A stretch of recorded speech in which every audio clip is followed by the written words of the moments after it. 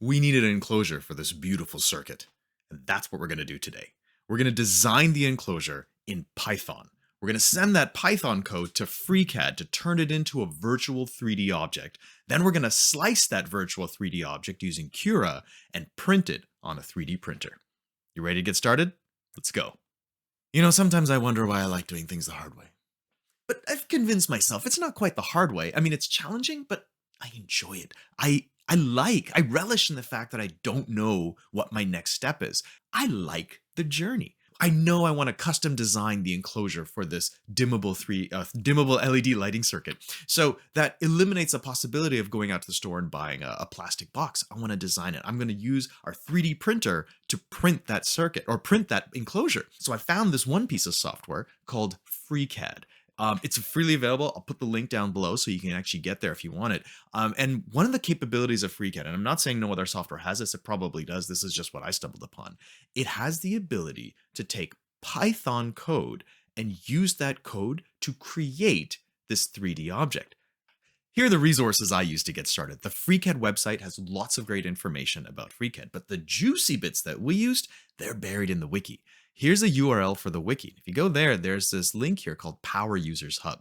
And in here, there's tons of details, most of which went way over my head. But I did zero in on one particular link. Scrolling down here, there's one function called Working with Parts, Topological Data Scripting. When I clicked on this, this gave me the start I needed to start working with Python.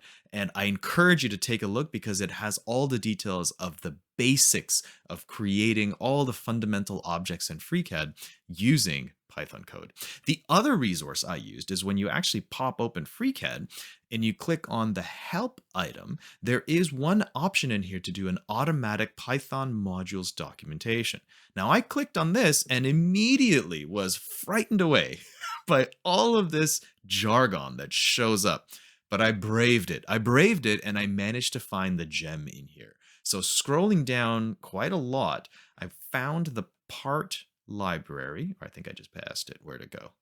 There it is. Yeah, so right over here, there is a part library. And if I click on this part library, it had all of the function calls within Python that I needed to understand for me to do this sort of work. So if you're brave, I encourage you to have these links, bookmark them. And if you really want to get into this, you're going to need to reference these.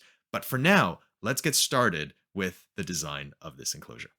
So when you fire up FreeCAD, there is this Python console at the bottom, which you can use to enter in real-time or commands right in Python, and it'll execute them in real time.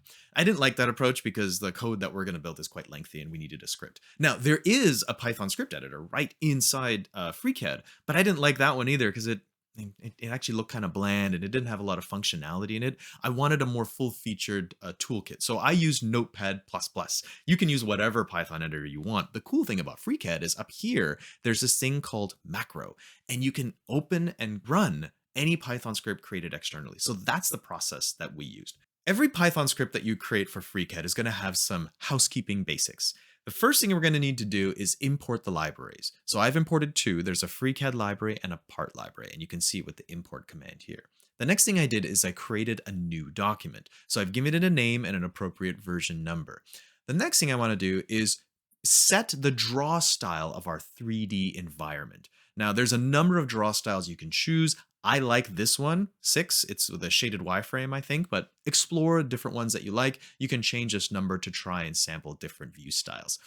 I try my best to use comments everywhere because, first of all, it helps me remember what I wrote and why I wrote it because I'm going to forget. It also is helpful for this video. So the first comment, of course, just aligns our vectors. So we're creating an object in 3D space. So there is a concept of an x-axis, which is the width or left and right. There is the concept of the y-axis, and in this case, it's the breadth or the depth of an object. And then there's the z-axis, and that's the up and down or the height of the object. Not only that, but there's also going to be a location of that object in our 3D space. So we have this concept of an origin, which starts kind of in the middle of of space. And then finally, there's a concept of orientation. Do we aim it that way? Do we aim it that way? So we're going to start off creating a very simple box, a rectangular box. And you can see the next comment talks about this. It says, I want a box that's 124 millimeters wide in the x-axis. It's got to be 134 millimeters deep in the y-axis, and it's going to be 20 millimeters high in the z-axis. I want this box centered on the x-axis, so it's going to be in the middle, so to speak, emanating from the origin. I want it to have an offset of plus 12 on the y-axis, so our object is going to be pushed back a little bit by 12 millimeters. And then I want an offset of minus 3 on the z-axis, which means it's pushed down by 3 millimeters. That's my intent. Why am I including these offsets? That'll make sense later. Now, in order to create this object, that's where the next line comes in. So I used a function called Part.makeBox, and the first 3 numbers are the dimensions of this box. So 124 millimeters wide, 134 millimeters deep, and 20 millimeters high. The next portion is the location of this box. And so 62 is half of 124, but it's in the negative direction. So if that was 0, then our box would be starting at the origin and going 124 millimeters to the right, I think. What we want is we want that box to be created, and then we want it to be shifted 62 millimeters to the left. So that way it's centered. 62 is half of 124. And in a similar fashion, we're going to do the X and Y location as well. So minus 55 is not quite centered, but it has a plus 12 offset. And minus 13 is, again, not quite centered. It's got a minus 3 offset. And this FreeCAD vector 001, what this is our orientation. Now, I deliberately removed or left the orientation out of my comment because all of our orientations, actually, I shouldn't say all, almost all of our orientations as we design this thing are going to be designed so that they align with our fundamental axes. So the 001 says this box has a normal that points straight up. If this was anything else, then the box might be oriented in a different manner. And we could do that, but it makes the math a whole lot more difficult. So I wanted to keep it easy for myself and keep everything oriented in a very rectangular fashion. And so that's what that function is. So let's run it and see what happens. Nothing. I got nothing. What's going on here? Well, see, we've created the object, but we haven't displayed the object. FreeCAD is really, really picky. So it wants you to tell it to show us the object. To do that, we need to use the part.show function. And I've included it here, and it's going to show this object that we created, B-frame. You can see it right there. And I've given it a name that'll show up in the table of contents. Let's run this. Okay, things look a little bit different. Here's the previous window where there was nothing.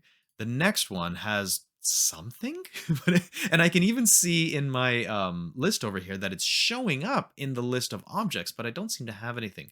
Well, turns out I'm zoomed in a little bit too much. If I zoom out slowly, aha, here is my box. So I want it to show all of it at once. I don't want to have to zoom out all the time. Well, there's a command for that. There it is. This will force it to fit the object in the current view. And when we run it, look at that, automatically centered in the view. So now I'm looking at a rectangle, but what I've built is a 3D object. And in the FreeCAD UI, I can tilt and pan this so I can see my object in 3D space, which is wonderful, but I want it to show up right away. Well, there's another command for that. I can tell it that I want the default view to be isometric. And here's the function to make that happen. Let's try it. Look at that. Perfect isometric view. Now, it defaults to this, ugly gray color. I have the ability to change that color. Let's try that as well. And here's the command right here. We just define its color. So it works in the RGB sense. So it has 20% red, 60% green, and 80% blue. I can make these numbers whatever I want to get any sort of variety of color. Let's see what this looks like. And that's a lot nicer to look at. A pleasant blue box in our 3D space. Now we need to cut a portion of this box away so that our PCB board can fit inside. So I'm going to use the dimensions of this board to determine how big we're going to make that cut. So its X dimension is 100, its Y dimension is 100, and its Z dimension is 1.6. Now, the really critical thing to remember is I can't use the exact dimensions as is. You see, this object is going to be 3D printed, which means there's going to be real plastic involved here. So if I created this void at exactly the same dimensions of this board, which is 100 by 100 by 1.6, it actually won't fit because the plastic has thickness to it. So I have to consider that.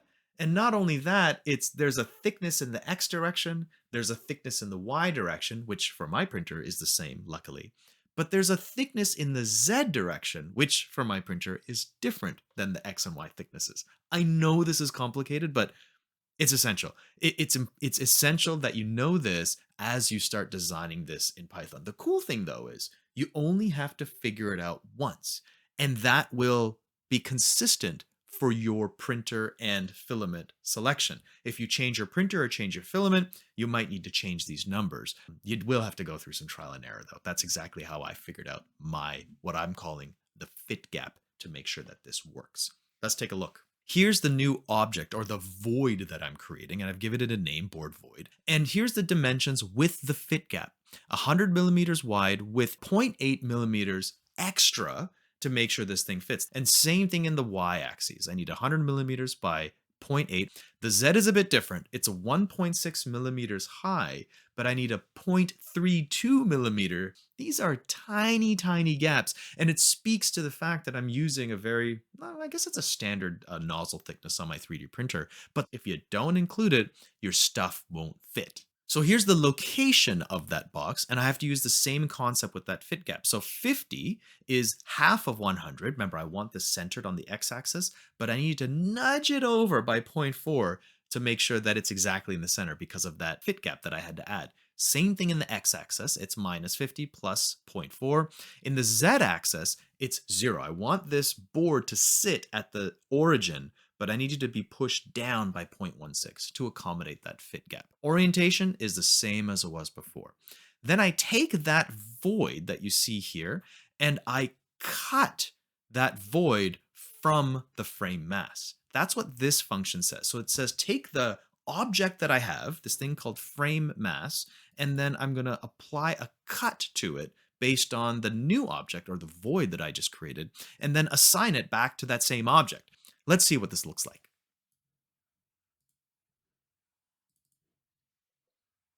Nothing. I see no difference from the last version to this version. It looks exactly the same. Well, if you've been paying attention, you'll notice that the location of this void and the size of that void makes it inside the box. And I can't see it because my box is solid. I have to give the box a little bit of a transparency so I can see that void. Well, there's a way for us to do that. I can give it a transparency of 50%. Now, if I do that, let's see what happens. Ah, look at that. Now, if I tilt this box, I can see that, yes, indeed, there is a void in the middle for this PCB to fit into. So I've made the void, but clearly I can't get the board into the void because it exists inside the box. I have to make a clearance so that I can slide that the PCB into the box. Let's make that clearance now.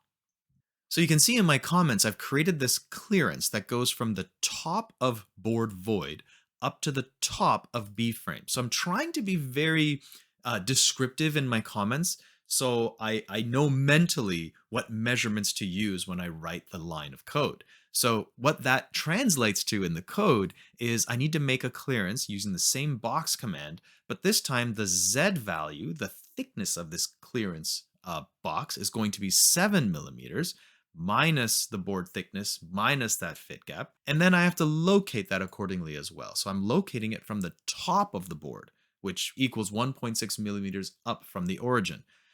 I know this is getting complicated. I'm doing it deliberately because we have a solution coming up in a little bit, but just hang on and bear with me. Let's take a look and see what this looks like. Much better. As I rotate this, you can see that I can clearly see into the box now, and I have this little carving that allows me to sit that board right inside. So now I'm able to take this PCB and put it into that enclosure. But if you look at the way I've built this, we have wires out on the front here, and there's no space for that. We need to create an additional cavity so that there's space for these wires to exist. Here's a comment that describes the cavity that I'm creating and calling the same function, and then I cut the frame mass with this new cavity box that I've created. Let's take a look at what it looks like. Voila! We can see a little bit more space now in the positive y-axis where we have a bit more of that cavity. So now that I can get this thing to fit, I need some way to hold it inside the enclosure. Now, remember when we designed this printed circuit board, we created these 4 holes so that we can screw this into those enclosures. Well, I'm going to create a post or a series of posts that go up to these holes so that we can start creating that anchoring mechanism. Now, in order to do that, we're going to use a different function call. It's not a box we're going to create, it's a cylinder. FreeCAD's got a function for that, and it's called MakeCylinder. Big surprise. So my comment describes my cylinder. I have a few code names here to define the thickness of that cylinder. I wouldn't worry about the details too much, but the same concept I described earlier about that fit gap, it applies to this as well. So here's our MakeCylinder command. I'm giving it a radius of 2.64. There's a reason I'm using 2.64 because of the screws that I'm using to hold this thing. And also, I want that to match the size of these holes over here. And then I have to give it that fit gap we talked about earlier. So there's my fit gap of 0.4. I also have to give that cylinder a height. Now in the description, I've said that the height is from the floor to the bottom of the board void.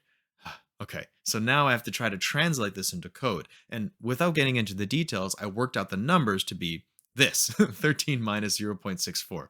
Now I have to locate this cylinder, and the cylinder needs to be centered on the x-axis. I have a y offset of minus 33. I know this because of the way I designed my board. That's where these holes are. And then I have to give it a z offset as well. That's over here. Orientations is exactly what we expect. Now this time I'm not removing material, I'm adding material. And the command to add material is fuse. Let's take a look and see what it looks like. Look at that. There's my cylinder added in to this object, and it's at the appropriate height. I know it's hard to tell, but it is at the appropriate height so that it sits at the bottom of our PCB when we eventually mount it. Now I want to deal with this mess that's slowly building up in front of us. Okay, we're nowhere near done. And the small bit of code that we have right now is almost impossible to follow along because of all the numbers that we've put in here, all the parentheses, all the fit gaps. It's terrifying and it's scary to build this any deeper, right? So what we've done so far is we've sequentially built objects and given values for its dimensions. But much of these dimensions are dependent on previous objects that we've built. You remember when we created the void inside the box, and in order to actually get the PCB into the box, we had to create that little clearance? Well, the description over here said that the clearance goes from the top of board void up to the top of B-frame. So I've described what that clearance needed to do, but then I went ahead and I calculated the numbers so that the description fits. Well, wouldn't it be simpler if I could just reference those objects? That would be far simpler. Unfortunately, as far as I know, these functions that we're using right now, MakeBox, that come with FreeCAD, don't allow us to reference its own properties. I mean, I think there's a way, but it just seemed too complicated for me. So rather than use the MakeBox function that comes with FreeCAD, we're going to create our own function to build that box. We're going to do that because we want to be able to reference its own properties, and also because we want a little bit more control on how that box is made. I did tell you I like the difficult challenges, right? So to create classes in Python, it can be done pretty easily. You just have to give it a unique name. Now, I want to call our class bbox. Here it is, class bbox with a colon. Then we have to define what that function call looks like. Now, if you remember the Part.makeBox function call, we defined or we called that function by first defining its dimension, so x dimension, y dimension, z dimension, and then we located that box in x, y, z space, and then we gave it an orientation. Well, I want to create our B-box a little bit differently. I want to define two locations on that box and have this function create that box. The two locations of that box are going to be the west, south, down location. So if you're looking at the box, it's going to be your left close bottom point and the east, north, up location. So the right farthest and top point. I'm deliberately using these terms west, south, north, down, up so I can clearly define my orientation in space. Not only that, I've also included them in comments so I can keep track of what I'm naming my directions. And I did this deliberately because every single letter is completely unique. So I have a methodology. Yeah, just don't worry about it. Now that I've defined my orientation, the way I'm going to call this is with a vector. That's what this lowercase v is, west, south, down, and the vector of east, north, up. Now that I have those 2 points of my B-box, because we know it's a rectangular box, I would be able to infer all of the other points of that box. And that's what's happening here for the first, bunch of lines in this class definition, is I'm creating the references to all of the other corners of this box. I'm also creating the center points. That's where you see here. Then the business part begins here. So the bottom few lines, what we're doing here is we're taking 4 of those corners, and I think in this case, I'm taking the 4 bottom corners of this box. I'm creating a wire around this, between those 4 corners, and then I'm extruding those wires up to create a box. And if you see the code to do that, you can see how it's happening. There's a list here called edges, and we append line segments to those edges. You can see the part.line segment. And then I create a wire out of those edges. And then I create a face out of that wire. And then I extrude that face up to make a solid. All the lines that you just saw came from the reference I showed earlier in the video. So there's a wonderful description of how you can create edges and wires and faces and use that to build yourself a solid. Now that we have this wonderful class definition, I can start using it. So take a look at what we've done. Rather than using Part.makeBox for the B-frame, I've used our new B-box command. And with it, I've said, well, I want the west, south, down location to be minus 62, minus 55, minus 13. And I want the east, north, up location to be plus 62, plus 79, and plus 7. So what we did here is we created a new object. So this B-board object is a fictitious representation of this board. See, we don't print the board. Of course not. The board is right here. But if I create what this board is supposed to be in our virtual 3D space, well, then I can reference locations on this board to build around it. You might have to replay that. In fact, I might have to re-say that because I'm not sure it made sense to me. Okay. Here's where I'm creating that board. I'm using the same dimensions. It's 100 millimeter by 100 millimeter by 1.6 millimeter board. And so I've created the bottom corner, minus 50, minus 50, 0, and the top corner, plus 50, plus 50, 1.6. The void to fit that board into is using the reference of those boards. So I'm creating a new one called bboard void. I'm using my bbox function, and then I'm referencing the west, south, and down location of the board. And then to that location, I add this fit gap. And then I take the other corner of that board, bboard.east, north, up, and I add that same vector to that location. So rather than using this complicated string before, which is really difficult to interpret, I've now simplified it to something that looks easier to read. So now that I've created that void, I need to create that clear zone that allows us to place the board into that void. But to do that, I can simply reference other objects that I've created. So you can see here that this bboard clear is referencing the board void and a few other components here. Let's take a look at that description again. The board clear goes from the top of board void up to the top of B-frame. So I have to reference two objects in this line, which I'm doing. I'm referencing a point on the board void. I'm actually referencing two other points in that void as well, the eastern point and the northern point. But the top of my new clear zone is not referenced by the board. It's actually referenced by the overall frame. And so that's what we've done here. It said it's the top of that frame, which is bframe.u.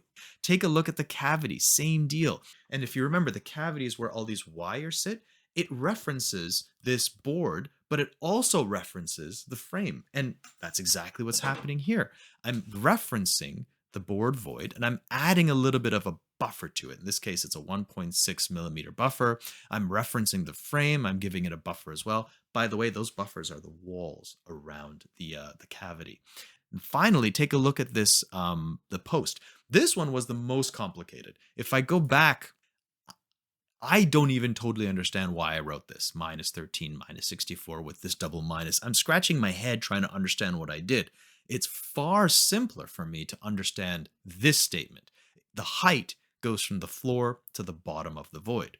Well, that's what we did here. We said, well, this MakeCylinder command, which we did use the same one, by the way, we're using the same radius that we did before, but now we're referencing locations in previous objects. Far simpler to read, far simpler to understand. And if I run this, let's take a look and see what it looks like. There it is. It's indistinguishable from the previous version, which is exactly what we want. I don't want the object to change. I've just changed the way we've created that object. We've made it simpler and scalable. It's easier to keep building. But I got carried away. I couldn't stop at just one custom class for our box.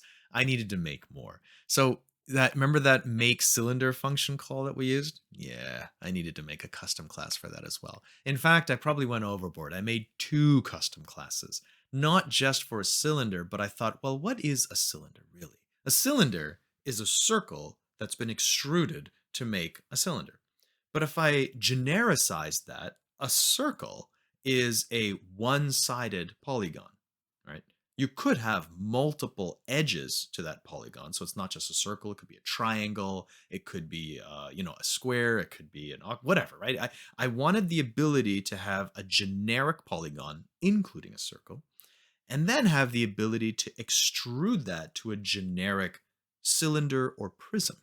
So I had to make two functions, and those functions are here. I made one called bagon, which is a polygon, and then bdrawn, which would be a polyhedron. So these two functions together allow me to generically create more 3D objects. Here's what the classes look like if you're interested. They're a lot more simpler than the box.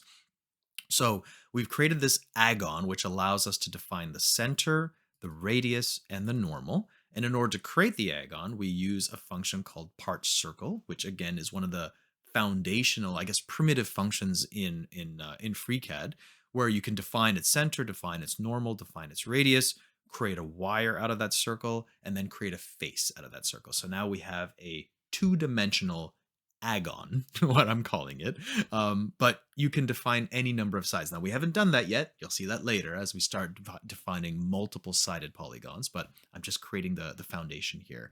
And then we took that bagon and we've extruded it in this function called bdrawn. So this requires an input of what I called a flat agon. So it takes this as an input, and then it creates two wires out of it based on its normal, and then it basically makes a loft.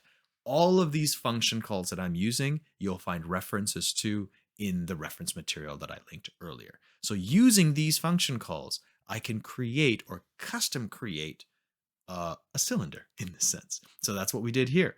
That cylinder command looked like this. MakeCylinder, here's all the dimensions, and I'm still referencing previous objects here. Well, the new command looks like this. I create a drawn, but in order to create that drawn, I have that polygon inside of it. So the way this be-drawn function works is it takes two flat polygons, in this case we're using circles, and it will create a loft between those two circles. Now those two circles don't have to be the same size, and that's exactly what we've done here.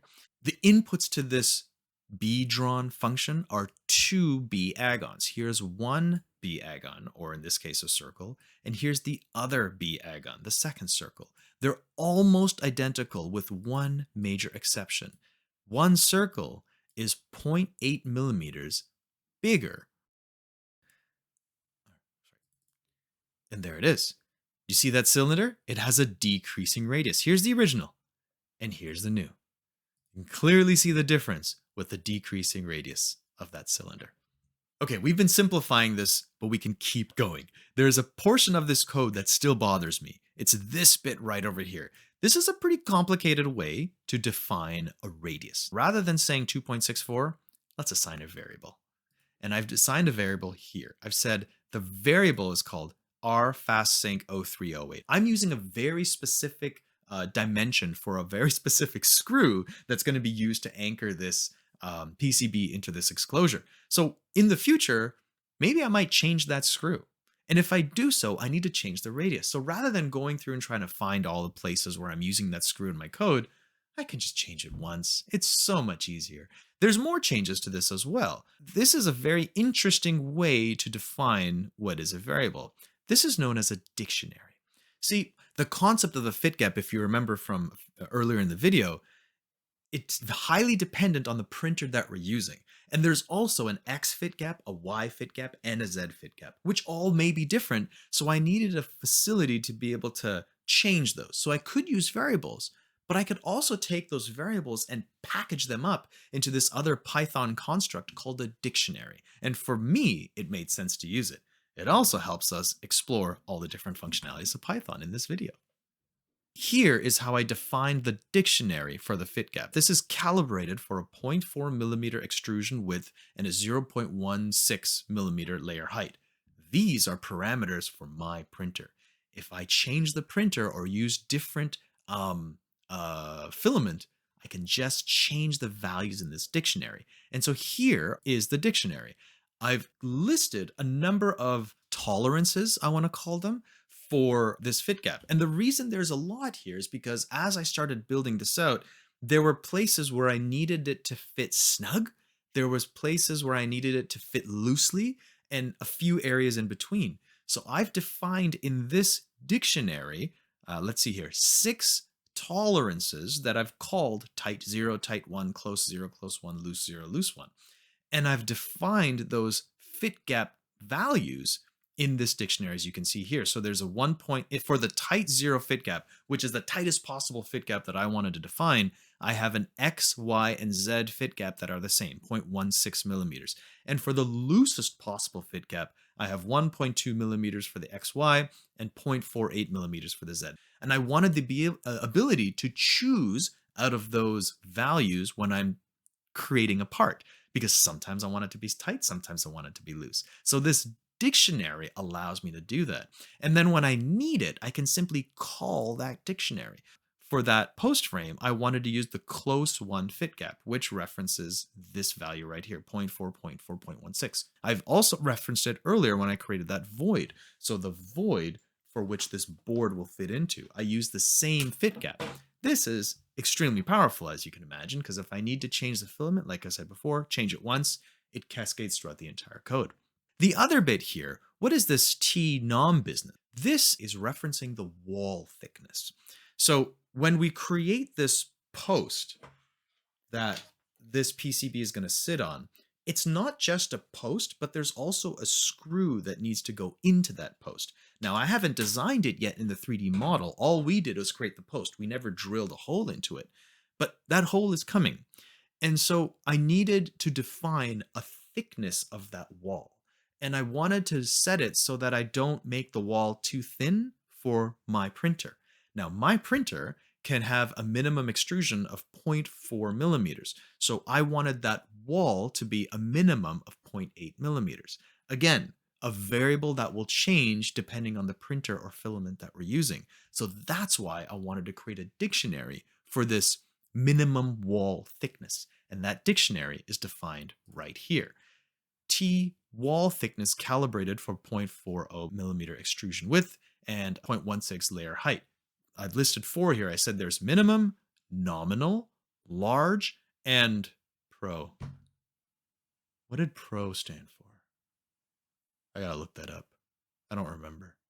But pro is bigger than large, okay? And it says that I want a nice fat wall of 3.2 millimeters and 1.28 millimeters in the Z distance. That will give a really beefy wall to anchor onto. Let's run it and see what it looks like. And as expected, it doesn't look any different from the previous one. That is exactly what we want. Now this PCB has 4 holes to support, to anchor onto, but our model currently only has 1. So rather than creating that thing or that post 4 times, let's use a loop.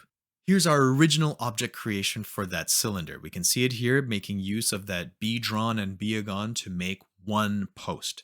I need to make 4 of them.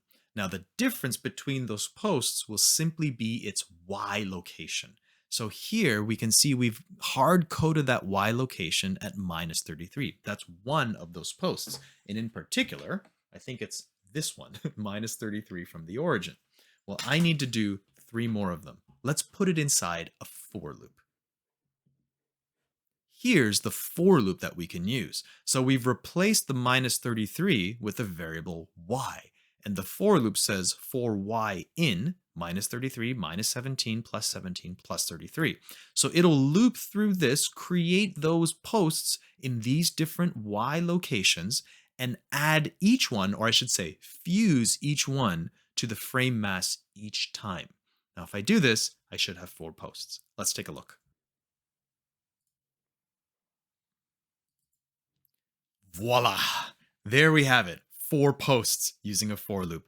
Our enclosure is looking pretty good, but it's got sharp corners. I wonder if there's a way we can round those corners off a little bit.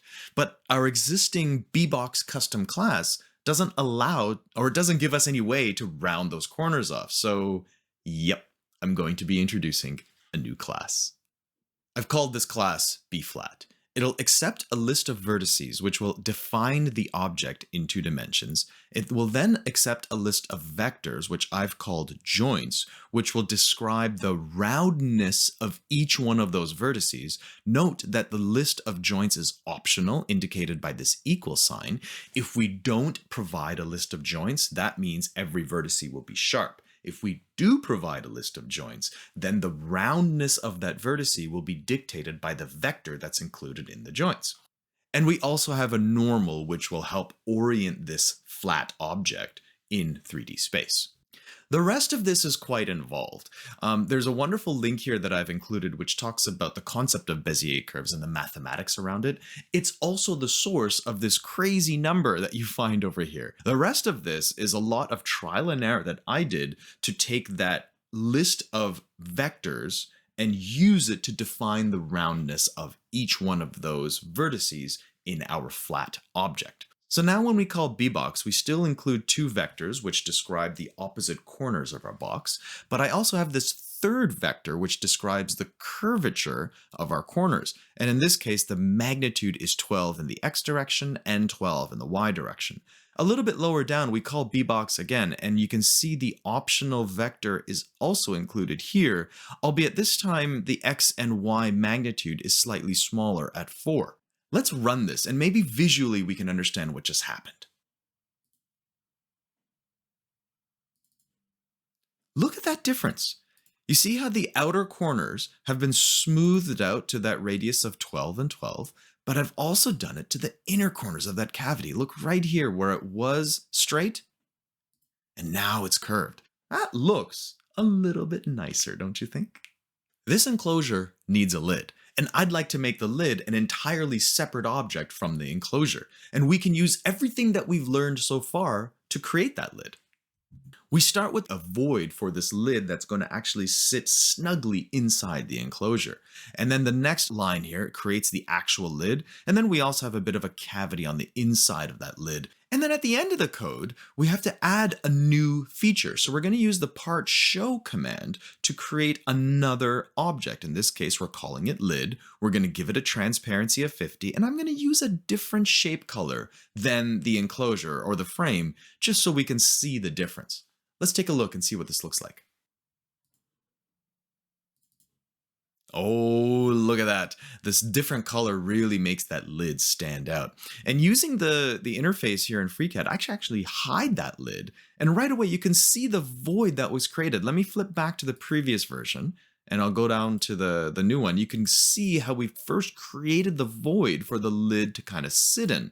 And then if I unhide the lid and perhaps hide the frame, we can get a better view of the way this lid is actually constructed. You can see the little cavity that we create on the underside as well.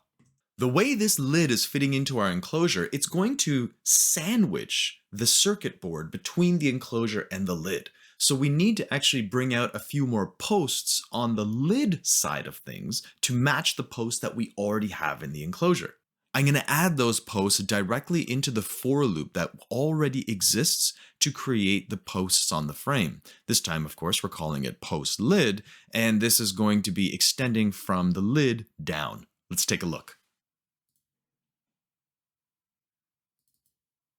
Look at that. Beautiful. Let's hide that frame and take a closer look at those posts. Nice. So now we've created a sandwich between our enclosure, that lid, and the board in between. But we also need to make sure that all of this is snug so that board doesn't jostle or move around. In order to do that, we're going to secure it with screws and a hex nut. Let's start with creating the pocket for these hex nuts to fit inside. To create our hex pocket, I've defined a new object called dPostLidHex, and it uses the familiar structure we've seen before of putting a B agon within a B drawn to create that little hex pocket. And most of it looks similar except for a few differences. The first thing that you might see is this number right at the end, 6. I had to make an adjustment to our B agon class to accommodate things other than circles. In this case, we needed a 6-sided polygon, and so that's what that 6 is. Scrolling up to the B agon class, you can see what I've augmented it with. I've included an optional parameter here called sides, and it equals 1, which means a circle. If we don't include the sides parameter, their agon will always be a circle, which means the previous posts that we created using this function will still work just fine. But if we do include a number to indicate the number of sides, we're going to take advantage of it. And the way we do that is right over here. There's a neat function in Python called discretize. Discretize? I don't know how to pronounce it. If you give it a circle and an integer, it will create an n-sided polygon. In our case, we need 6 sides for a hexagon. I've also added another parameter called twist, which allows us to twist the pocket as it goes up. I'm not going to be using it, but I thought it might be a neat feature to add, so it's in there. Scrolling back down to our command, there's another thing that's also new here. It's this idea of eye. What is this eye? This hex nut has 6 sides, but it also has a thickness, and I needed a way to describe that thickness, and I chose to use the letter I, which stands for intensity. Why didn't I use T for thickness? Well, T was already taken. See, I put it into the comments here for clarity, and to prove that, yeah, T was already taken. I've also made another small change. Rather than using a new variable to describe the intensity, I've changed the radius variable into a proportion. You can see it's prefixed by the letter P over here, which is also included in our comments. And that proportion is a dictionary, which includes a radius and an intensity. Our enclosure right now has 4 posts, located along the y-axis at -33, -17, 17, and 33. I didn't think we needed 4 hex nuts to hold this thing in place, so I'm just going to include 2 of them, the 2 center ones, -17 and +17. So that's why our statement exists within this for loop. Let's run this and see what it looks like.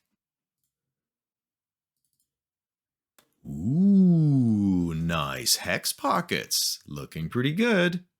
Now let's create the hole for the screw shaft and the screw head, which in this case I've called it the sink. Here's the dictionary items which describe the radius and intensity of the sink and the shaft.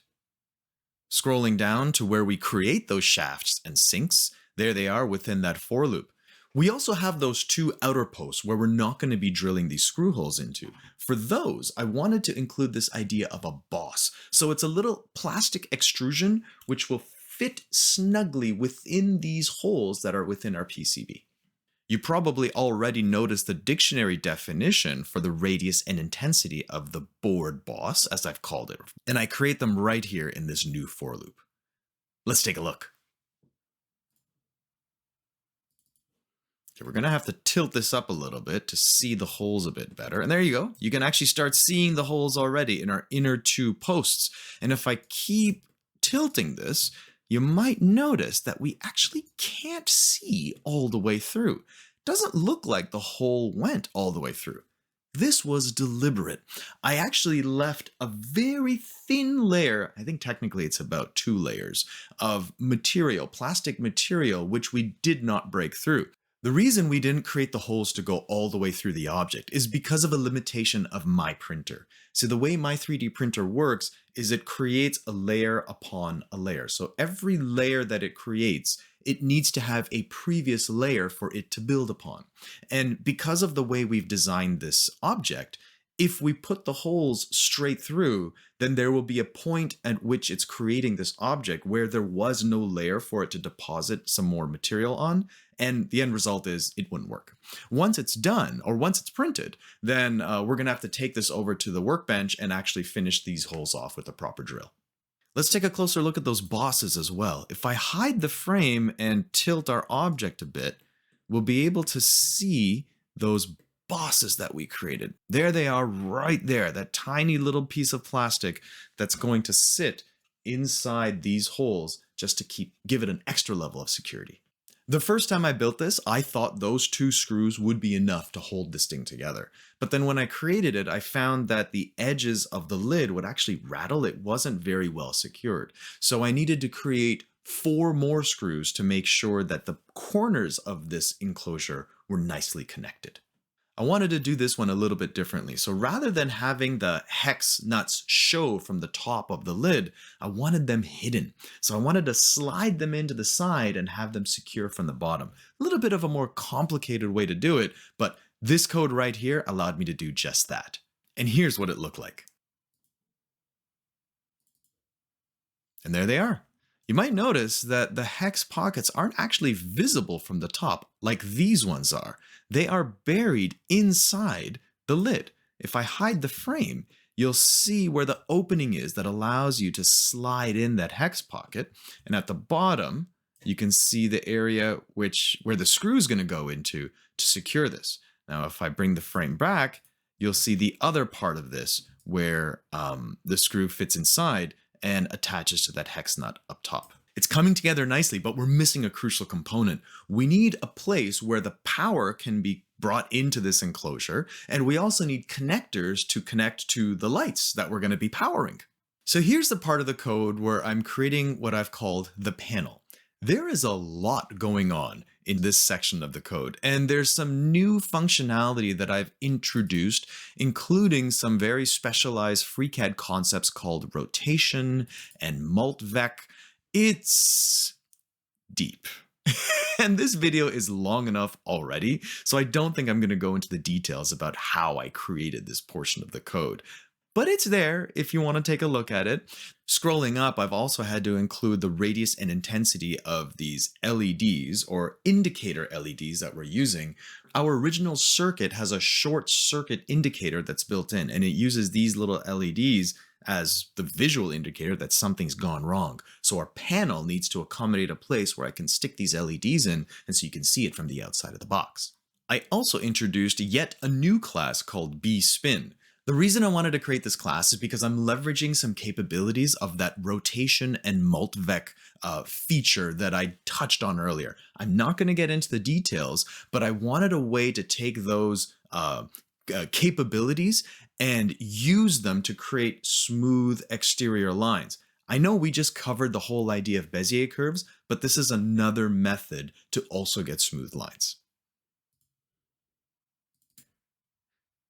Here's what all that code actually does. I'm going to hide the lid so we can get a better view of what's going on here. And these two holes on the edges, these are where those indicator LEDs will plug into, so you can see the light coming out the other end. There's those holes. And these 4 holes over here, this is the connectors. So we're going to have one set of connectors here for power one set of lights, and another set of connectors here to power the other set of lights. During the trial and error phase, I did print this at this stage and realized that the floor was really flimsy, so I had to add a little bit of extra support to the floor to make this a little bit more sturdy. You can see it here called post support. While I was at it, I also added a small hole so that the power cable can be fed in. Here's what it looked like. If I hide the lid, you can see the support at the bottom. Flipping back and forth from the previous version makes it very clear. And you can also see the little carve for the power cable coming in right in the center. That carve extends itself to the lid as well. One version of the circuit that we created had a dial or a rotary encoder that allowed us to adjust the intensity, and these indicator LEDs would light up, giving you information about how bright the light was. Another version of our circuit used buttons to do that instead. So we still had the LED indicator to show how intense the light was, but we also had feedback indicators making sure or letting the user know that, yeah, I'm pushing down and I'm pushing up. We also had another version of the circuit which eliminated or excluded these indicator LEDs altogether. So now we're going to have to put into our code some options as to which one we're going to choose. And I'm going to start with the indicators. So I added 2 lines of code here which say intensity indicator true and direction indicator true. I can switch these to false if I wanted to, and if I did, that means that they're not going to exist on the final print. Now the code needs to accommodate for all of the possibilities. And here it is. When we're creating the lid, I have a couple of if statements that say, well, if intensity indicator is true, then I want to do this. And I want to make sure that I have the holes for the intensity LEDs. If the direction indicator is true, then I also want to make sure that the holes for those are available. Let's see what this looks like with both of them set to true. Nice, we can see our holes for our intensity indicators, and we can also see the holes for the direction indicators. In the situation where we want one or the other, I just set it to false and they'll go away. I also need to do the same for the dials and the buttons. Let's go with the buttons first. I've included another set of Boolean variables that say direction button true and reset button true. Scrolling down in the code, here is where we adjust the lid depending on the status of those variables. We need to adjust the lid to make sure that the button will fit, but we also need to create the actual button. The buttons are going to be 3D printed as well. So I've done that here in this portion of the code. Now we're going to run this with the direction button true, reset button true, but I've set the intensity indicator to false just to see what the difference would look like. Very nice. We see we have our button here, which I could hide if I wanted to. It's another object. And we can see the 3 holes for our reset button in the middle and the direction buttons at the top. Had I set the reset button variable to false, this middle hole over here would not have appeared. If I hide the lid in the frame, we can get a better view of the button that's been created, designed to fit nicely into those holes and also fit snugly over these tactile switches that we already have in our circuit board.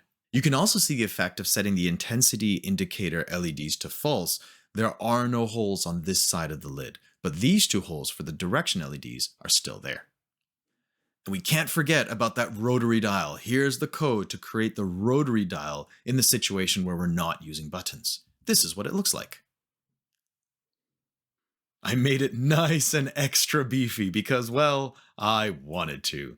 And as you can imagine, this fits nicely into your hand, but it also fits very well and snug on top of this particular rotary encoder. The circuitry tends to create a little bit of heat, so I've added some code to poke air vents into our enclosure. And I've made extensive use of for loops to poke these air vents. Let's take a look at this. Nice. Let's turn off some of the extra stuff here so we can get a better look at those vents. Beautiful. On the side and on the bottom. Now, the final thing I want to do is just create a little bit of a visual and tactile interest to our enclosure by creating a little bit of a grip on the sides. We start by adding a bit of creative trim to the lid void in the enclosure. Here's what it looks like. And you can see a bit of that trim right here. It's probably more visible if I remove the dial and the lid and angle this up. You can see some of that trim that we added at the top and at the bottom, or I guess the sides of the enclosure. Now we have to add that similar trim to the lid as well, and that's done right here. Let's see what our trimmed lid looks like. There. Our lid now fits that new trim that we just added in the enclosure. Finally, we'll apply that trim to the enclosure itself and finish off our design. Nice.